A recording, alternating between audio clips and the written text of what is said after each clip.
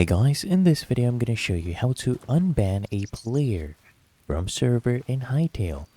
The first thing I want you to do is actually press enter on your keyboard, and I want you to just type in help. I'll show you all the commands related to unban.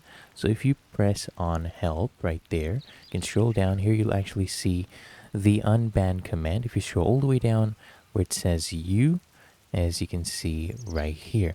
And then all you need to do is actually just type in their username. This is required. So it'll be /unban and then their username. If you want to go ahead and use different argument types, these are some examples, but that's all you have to do. So let's say we were unbanning this player, pressing enter, type in /unban, and then just type in their username right there.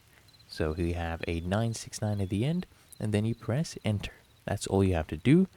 And that is how to unban a player from server in Hytale. Now, if you found this helpful, make sure you smash that like button and subscribe to the channel. It really helps me out as well.